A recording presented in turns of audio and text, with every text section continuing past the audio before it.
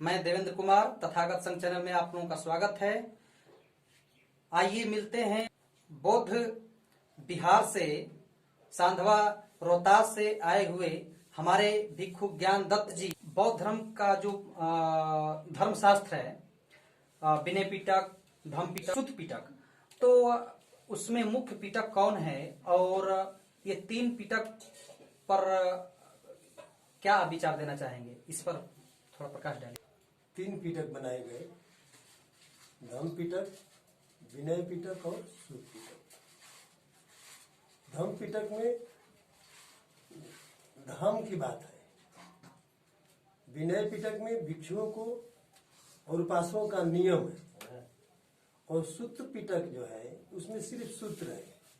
सूत्र आपके लिए, हमारे लिए, देश के लिए, समाज के लिए कि हम लोगों को कैसे चलना चाहिए। सुत्त पिटक में यही सब बातें लिखी गई है जी। बिल्कुल सूत्र है, अगर सूत्र का कोई काम नहीं चलेगा तो सुत्त पिटक में बिल्कुल सूत्र है। धनीय सूत्र है, बहुत सा सूत्र है, तो उसमें सूत्र है। विनय पिटक में उपासकों का और भिक्षुओं का नियम है। तथागत गौतम बुद्ध ने जैसे जैसे समय आया, विनय पिटक में जैसे कि जैसे समय आया उसके मुताबिक वे अपने सिद्धांत को बदलते गए। एक जैसा जड़ता तरीका नहीं रखे कि ये रख दिया गया तो रखा ही गया। जैसे दिन के बाद रात और रात के बाद दिन होती है, वैसे जैसे जैसे समय आया तो वे नियम को बदलते गए आवश्यकता के मुताबिक। जैसे कि भिक्षु बीमार हो गया, दवा की जरूरत है, तो दवा के लिए खाली पेट नहीं खा सकता है, तो खाली पेट नहीं खाएगा तो उसके लिए कुछ भोजन करने के लिए दवा करे।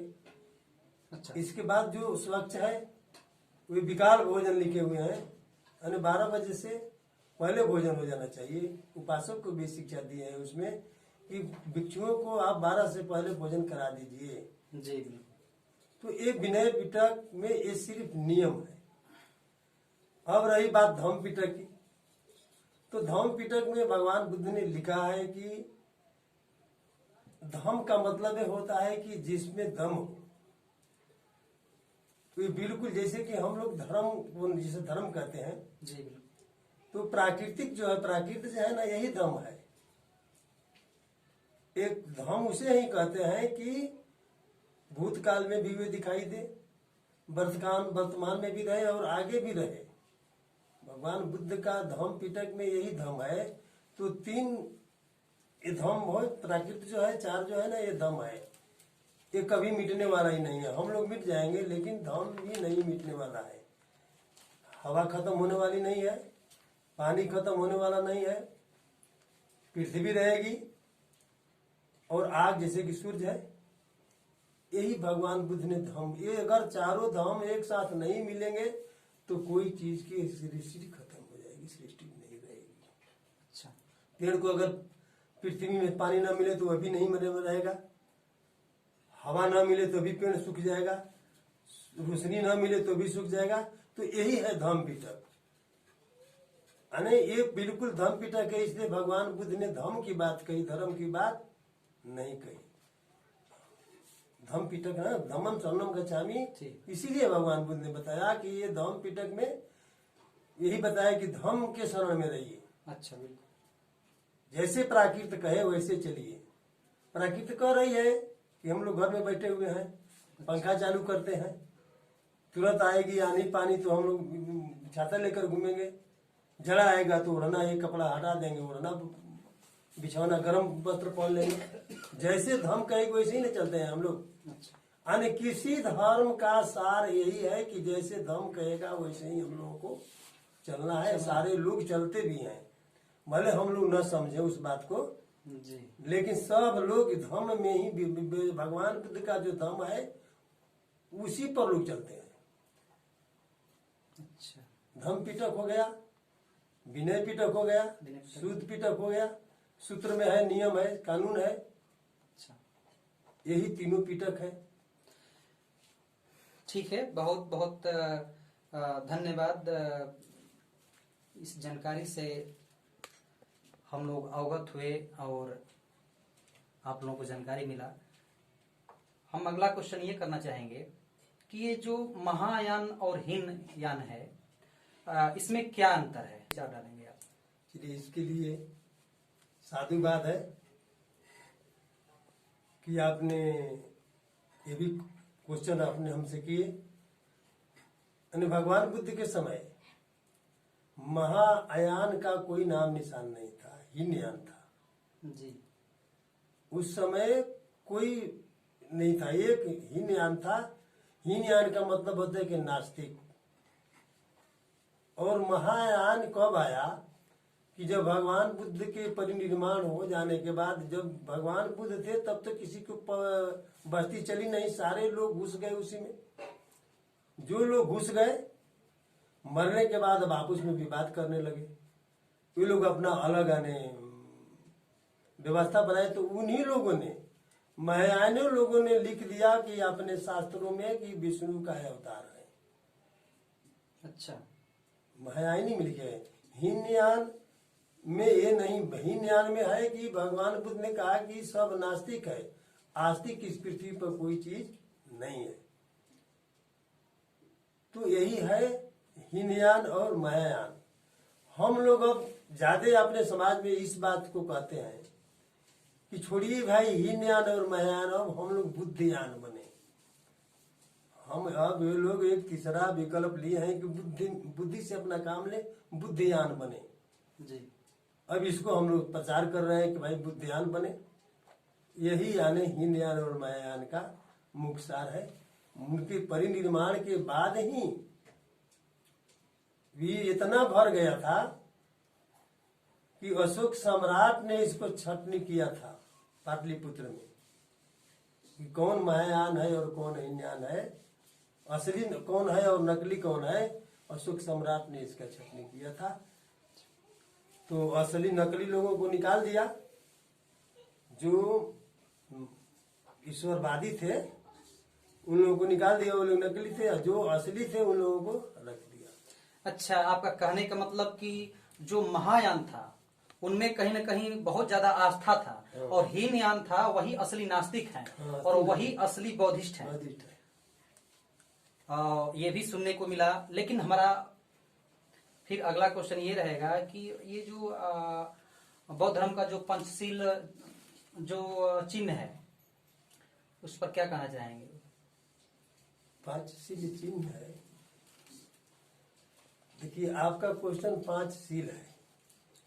पंचशील तो बिल्कुल कानून है,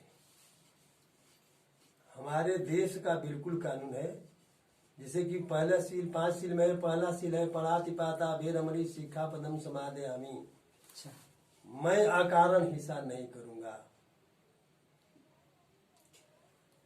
यहीं से धर्म और अधर्म की उत्पत्ति। हिंसा करते हैं तो आप अधर्मी कहलाएंगे, हिंसा नहीं करते हैं तो धर्मी कहलाएंगे। धर्म और अधर्म की उत्पत्ति यहीं से होती है। यही से समझ गए आपने? धर्म की और अधर्म की उत्पत्ति कहाँ से होती है? अगर हिंसा आप कर दिए तो अधर्मी कहलाए, और नहीं किए तो धर्मी कहलाए। पहला सील है। दूसरा सील है कि अदिन्य दाना भेरमणि सिक्खापदम समादयामि, यानी बिना दिए किसी का सामान मत लो। इसका हिंदी हुआ, पाली बोल रहे हैं। अब ये बताइए कि अगर हम आपका सामान बगैर दिए अगर ले लें तो हम पर दफा लगेगा कि नहीं लगेगा? भले कोई चुराइए ले हम, लेकिन अध्यात्म में तो मैं गलती किया जी। भगवान बुद्ध के समय यही पांच सील, यही सील लागू था कि आपका कितना भी सामान पड़ा हुआ था, कोई कई दिन पर आकर के ले जाता था, कोई उसको उठाता नहीं था, क्योंकि भाई हमारा है नहीं है तो मैं कहीं उठाऊं। तो ये दूसरा सील जो भगवान बुद्ध का था, ये बिल्कुल कानून था। इसी सील के, पांचों सील के चलते ही आपका देश सोना का चिड़िया कहलाया। हमारे देश में 5 सील का पालन होता था। बोलिए धर्म, और अब जहाँ धर्म होगा अधर्म होगा ही नहीं, तो उसे सुंदर देश कौन बनेगा? तो दूसरा सील हुआ। तीसरा सील है कि कामेषु मिच्छाचारा। देखते हैं कि हमारा देश भी विचार से इस समय ग्रस्त है। हमें ये अगर सब मनुष्य को अगर आ जाए कि भाई ये मेरी बेटी ही है, हमारी माता ही है, हमारी बहन ही है, तो भी विचार खत्म हो जाएगा। तो ये भी कानून अगर हमारे देश में लागू था तब सोना का चिड़िया कहलाया। चौथा सील है कि मूसा वादा बेरमणि सिक्खा पदम समादयामि, कि मैं झूठ नहीं बोलूंगा। ये भी हमारे देश का कानून है। 211 चलता है, जो झूठ बोलता है उसको 211 केस मुकदमा चलता है ना। तो ये भी हमारे देश में लागू था। तो बोलिए, अगर जिस देश का व्यक्ति अगर कभी झूठे ना बोले तो वो उससे बड़ा धर्म कहाँ होगा। सब पालन करते थे। 5वां सील था कि सुरा मिरय मज पमादि ठाना बेरमणि सिक्खा पदम समादयामि, नशीली पदार्थों से विरक्त रहना। अन्य किसी प्रकार का कच्ची पक्की जो शराब है इससे हम लोग को विरक्त रहना है। तो ये 5 सील अगर जो पालन करेगा उस पर बोलिए कोई कानून कोई दफा चलेगी। 5 सील का अगर आप पालन करेंगे तक आज यमराज की ताकत है कि आपको पकड़ कर ले जाएंगे। तो इसलिए 5 सील का पालन हमारे देश में लोग भगवान बुद्ध के समय ये शिक्षा दी गई और अशोक सम्राट ने इसको पूरी राज में प्रसार किया। तब तो जाकर के हमारा देश जो कहाया कि सोना का चिड़िया है। अभी आज हमारे देश में आप लोग देखते हैं लिखा गया है कि मेरा भारत महान। उसके आगे एक शब्द जोड़ने की किसी की अभी आज तक ताकत नहीं होती है कि था, है या होगा। लेकिन हम लोग कहते हैं कि हमारा भारत महान था। समझ रहे बात को ना। अभी नहीं, गाड़ी पर देखिएगा कि मेरा भारत महान अतने लिखा गया है। उसके आगे एक क्वेश्चन अभी पूरा नहीं हो रहा है।